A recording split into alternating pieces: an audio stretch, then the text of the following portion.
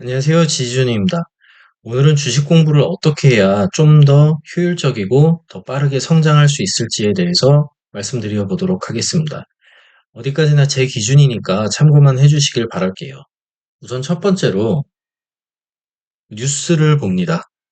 뉴스를 항상 봐야지 세상이 어떻게 돌아가고 세상이 어디다가 투자를 하고 있고 무엇이 가장 지금 이슈가 되고 있는지를 한눈에 알 수가 있어요. 그래서 저는 매일같이 뉴스를 씁니다. 이런 식으로. 월화수목금, 월화수목금. 잘못됐네요.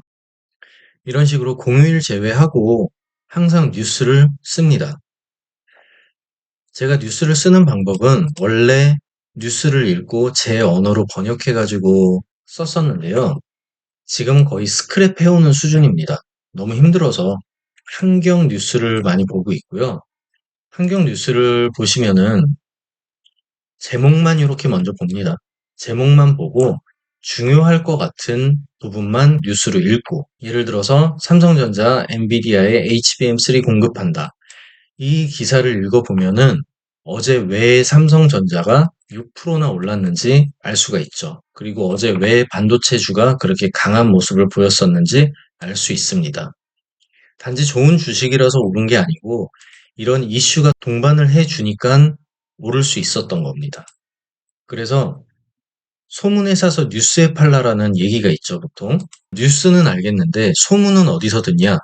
그 소문도 뉴스에서 봅니다. 소문일 때는 뉴스 요 하단에 정말 신문에서 보면은 막 20면, 18면 이런 쪽에 조그맣게 나옵니다. 근데 실제 그 부분이 이슈가 됐을 때는 1면의 대문짝만하게 며칠 동안 지속이 됩니다. 이게 뉴스에 팔라라는 얘기고 아까 말씀드린 밑에 조그맣게 나왔을 때가 소문이에요. 그러다 보니까 많은 사람들이 이제 뉴스를 보면서 매매를 하시는 분들이 있는데 그런 경우가 잘 하시는 분들도 계시겠지만 좋지 않은 결과가 따를 수도 있다는 거 항상 명심해 두시길 바랍니다. 그리고 저는 매일마다 시황 정리를 했었어요. 3월 달까지 했었었는데 이렇게 오름폭, 외인과 기간, 매수세, 매도세, 시황 정리, 금주 일정, 특징 테마, 종목 이슈, 기타 이슈 이런 식으로 매일 정리를 하다가 제가 이때 일이 생겨가지고 못 쓰기 시작하다가 지금은 손을 놨는데요. 이런 식으로 장이 끝나고 시황이 어떻게 됐는지 분석을 해보는 것도 굉장히 도움이 많이 됩니다. 이런 금주 일정 같은 거, 이런 부분도 확인을 해보시는 게 좋습니다. 예를 들어서 선물 옵션 만기일 때는 변동폭이 좀 심해져가지고 그때는 좀 조심히 투자를 해야겠다. 이런 기준점이라는 게 생기고요. 환율이 계속 올라가면은 지수에는 안 좋겠다. 이런 부분도 예측을 할 수가 있어요.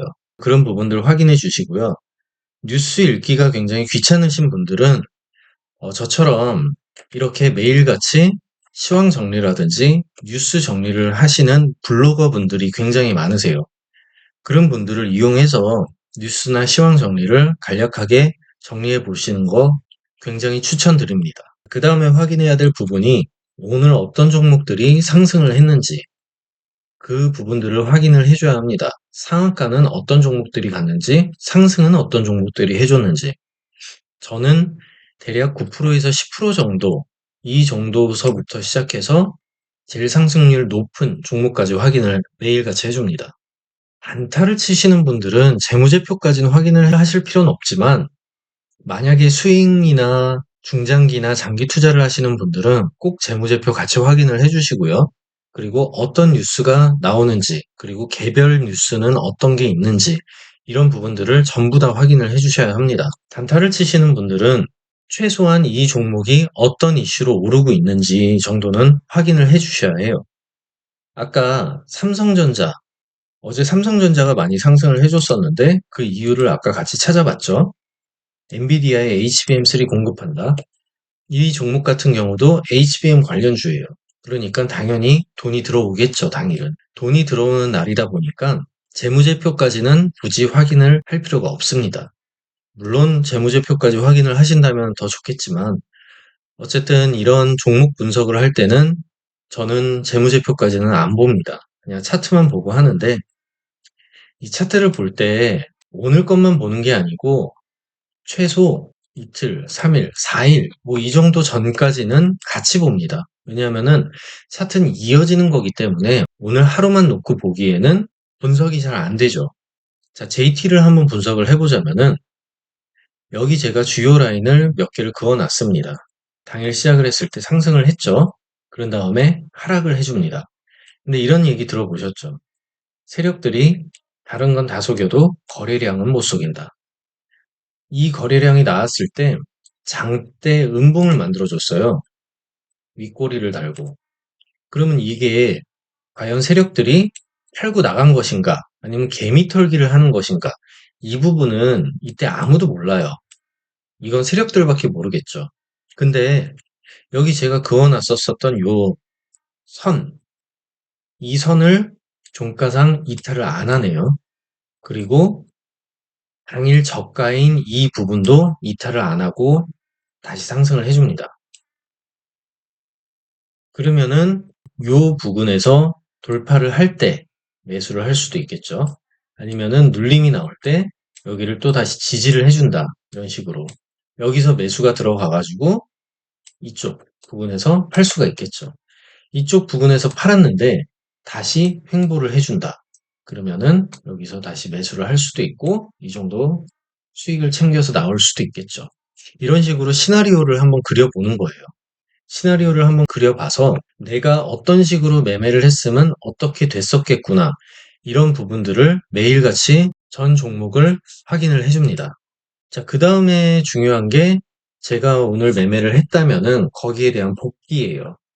왜 매수를 했고, 왜 매도를 했고, 수익이 어떻게 났고, 어떻게 했었으면 더 수익률을 높게 가져갈 수 있었고, 어떻게 했었으면 손절을 더 짧게 볼 수 있었고, 이런 부분들을 매일같이 정리를 해서 복귀를 합니다. 그리고 기록에 남겨요. 이런 부분들이 쌓이고 쌓이고 쌓이다 보면은 그때서야 나만의 기준이라는 게 생겨요.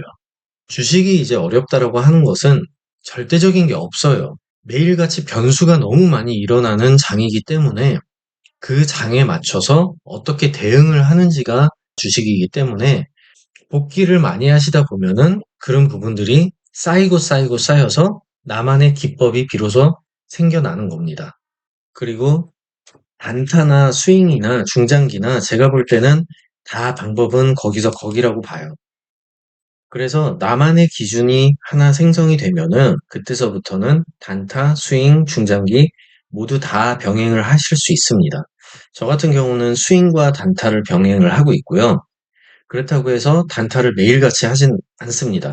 종목이 없으면 안 하고 종목이 있으면은 두 개, 세 개라도 하고 주식에서 성공을 하려면은 굉장히 오랜 시간이 걸리는 것 같아요. 하루아침에 갑자기 성공을 했다. 이런 경우는 없는 것 같고요. 그래서 계속 복귀하면서 쌓아가다 보면은 그 기준이라는 게 생기고 그 기준이 생기면 거기서부터 보완해 나가면 되는 것 같아요. 그리고 시간 나실 때마다 재무제표 같은 거 꼭 확인을 해주시고 재무제표 공부도 한번 해보세요. 중장기로 가져갈 친구들이라면은 매출은 늘고 있는지, 영업이익은 늘고 있는지, 당기순이익도 늘고 있는지, 이런 부분들을 다 확인을 해 보셔야 까먹지 않고 나만의 기준을 세울 수 있다라고 생각을 합니다. 그래서 오늘 가장 중요한 포인트는 뉴스 많이 읽고, 그리고 매일같이 복귀해보고, 이 두 가지만 해도 실력은 굉장히 향상이 될 겁니다. 절대 뉴스 보고 매매하지 마시고요. 뉴스는 세상이 어떻게 돌아가는지, 어디에 투자를 하는지, 무엇이 대세인지를 확인을 하는 것이고, 거기에 맞춰서 저만의 기준과 기법으로 매매를 하시면 됩니다. 네, 오늘은 여기까지 하고요. 제가 다음번에는 더 좋은 공부법에 대해서 소개시켜 드리도록 하겠습니다. 감사합니다. 성투하세요.